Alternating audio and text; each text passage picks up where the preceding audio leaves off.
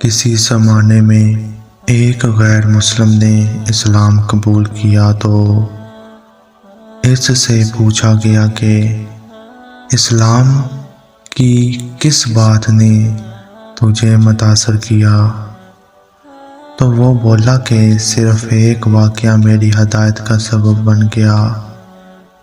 کہا مجلس رسول صلی اللہ علیہ وآلہ وسلم لگی ہوئی تھی، لوگوں کا ہجوم تھا۔ ایک شخص نے عرض کی، حضور میرے لیے دعا کر دیں، میرا بچہ کئی دنوں سے مل نہیں رہا، مل جائے۔ پہلے اس کے کہ حضور کے ہاتھ اٹھتے، ایک شخص مجلس میں موجود تھا، کھڑا ہو گیا، حضور میں ابھی فلاں باغ سے گزر کے آیا ہوں، اس کا بچہ وہاں بچوں کے ساتھ کھیل رہا تھا۔ باپ نے جب سنا کہ میرا بچہ فلاں باغ میں ہے تو اس نے دوڑ لگا دی۔ آپ صلی اللہ علیہ وآلہ وسلم نے فرمایا، اس کو روکو، واپس بلاؤ۔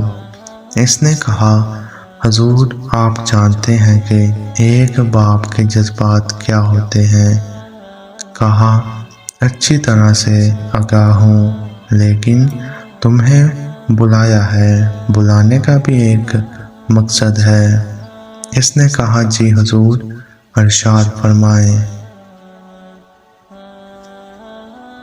کہا جب باغ جاؤ، بچوں کے ساتھ اپنے بچے کو کھیلتا ہوا دیکھ لو تو بیٹا بیٹا کہہ کر آوازیں نہ دینے لگ جانا، جو نام رکھا ہے اس نام سے پکارنا۔ کہا حضور میرا بیٹا ہے، اگر میں بیٹا کہہ کر بلاؤں تو حرج بھی کیا ہے؟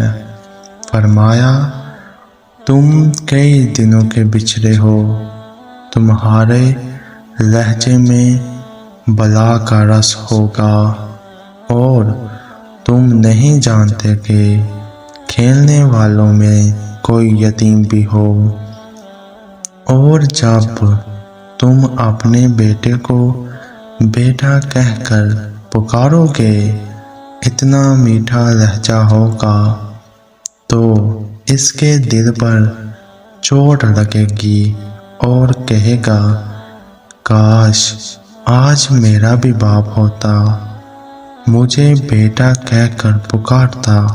فرمایا یہ شوق گھر جا کر پورا کرنا۔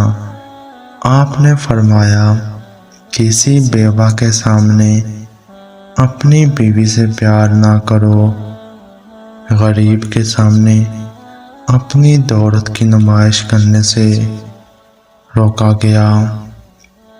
حضور صلی اللہ علیہ وآلہ وسلم نے یہاں تک فرمایا کہ اپنے گوشت کی خوشبو سے اپنے ہمسائے کو تنگ نہ کرو۔